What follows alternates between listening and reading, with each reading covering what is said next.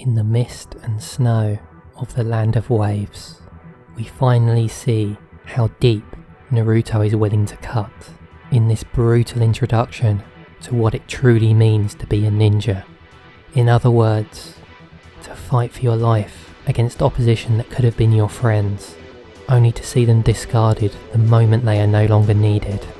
Zabuza and Haku are two of Naruto's most memorable antagonists, characters broken by the system that Naruto so cherishes, and mercenaries destined for lonely ends, far from home, in the mist and snow of the land of waves. At one point, Naruto is left grasping at his chest, searching for his racing heart, so utterly powerless to stem the chaos that's raging around him. He never asked for Sasuke's help, but nevertheless, he's left believing that Sasuke died to protect him. Meanwhile, Haku's died protecting Zabuza, Kakashi putting his deadly attack straight through Haku's chest. It's a bloody denouement to Naruto's brutal awakening. Put in his place, the pain that he feels for being weak, for being the weak one that others had to protect, is palpable. That same insecurity is mirrored in Haku.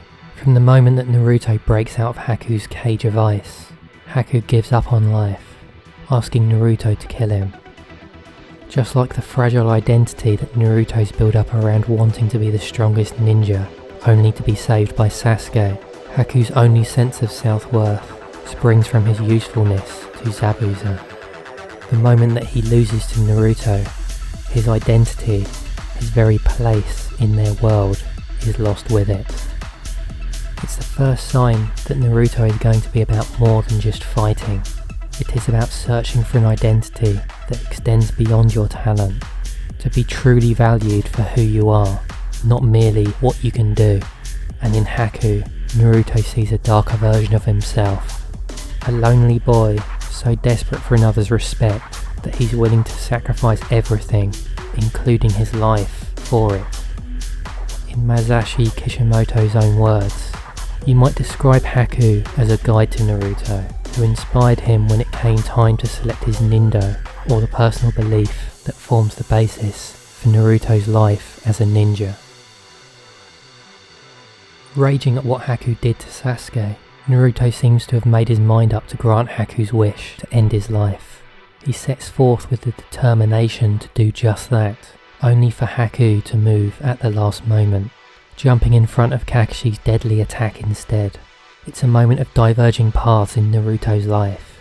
Rarely, if ever in this story, has Naruto seemed so intent on killing his opponent, and one wonders what this story would have been, and what would have become of Naruto himself, if Haku never moved. Alas, Haku did move, and it's Kakashi with blood on his hands, and Zabuza with a kunai in mouth, going out as fiercely as he lived, like a wild beast, but not before finally letting go of his pride, and allowing himself to be swept up in the emotion of losing his one true friend.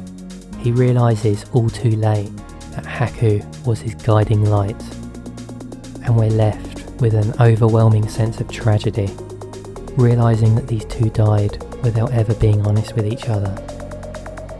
As the mist rolls in and the snow falls, Naruto suddenly feels like a deep, cinematic and thoughtful story, and having gone way beyond the expectations the series had set for itself up until now, suddenly the potential of Masashi Kishimoto's story felt huge.